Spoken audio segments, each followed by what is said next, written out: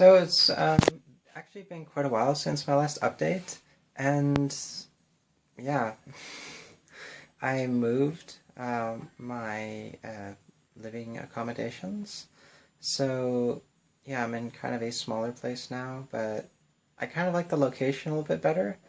And in any case, I'm going to be going to Europe fairly soon, so yeah, it's okay.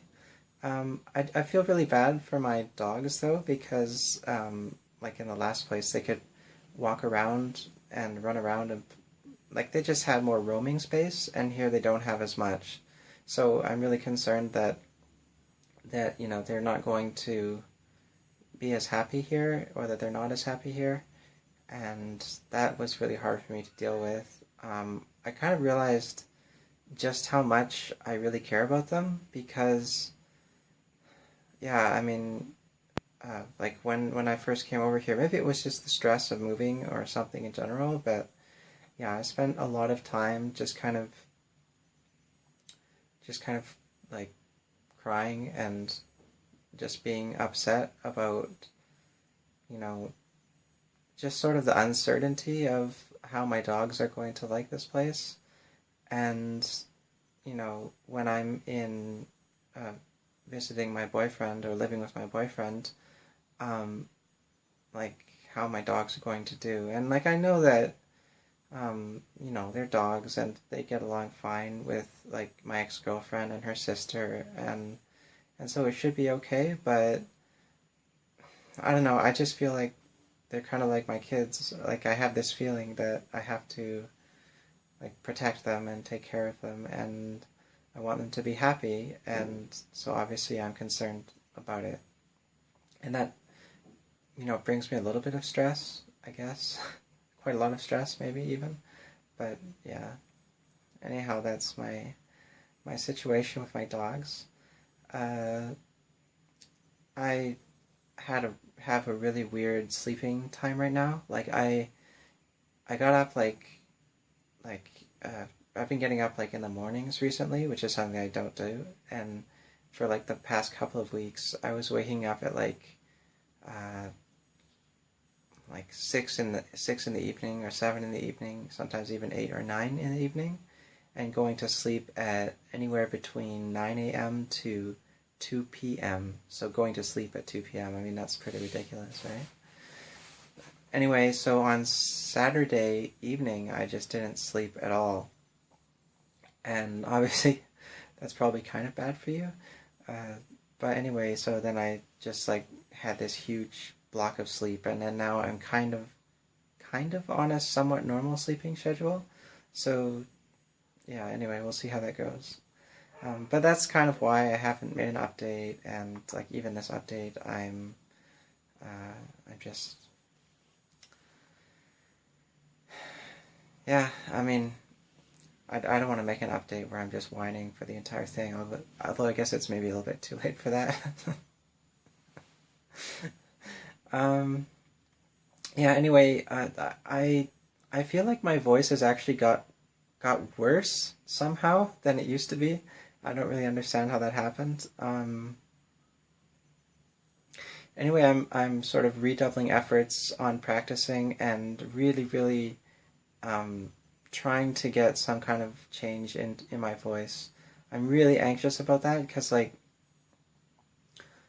I mean, like, okay, so my boyfriend doesn't exactly mind about my voice, although it's not ideal. But what I'm concerned about is that his friends are going to be a little bit thrown off by my voice, and that's going to kind of, there'll be this sort of unspoken um, dissonance, I guess, between like people looking at my face and my presentation and people hearing me speak.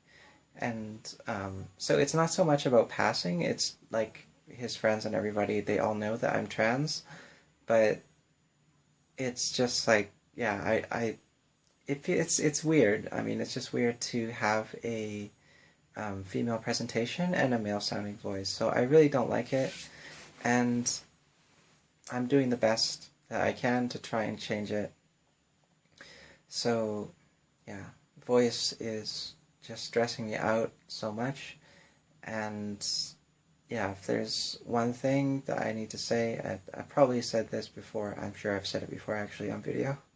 But yeah, if you're transitioning or going to transition or whatever, practice your voice, because you might end up like me where you're pretty happy with most other things, but your voice just totally fucks you over, and and you're just kind of, yeah, you're just kind of you're delayed. You know, it really delays uh, getting to a point where you feel more comfortable with everything about yourself and going out in public and speaking to people and stuff. So, not that it bothers me like too much, but again, I would just rather that people not have that sort of dissonance and like it just feels strange when I'm speaking.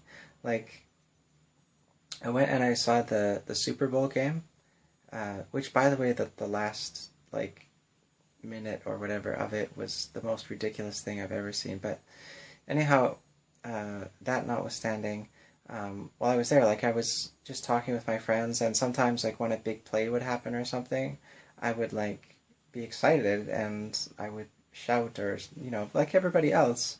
But like a few times, like guys just like turned around. It was always guys.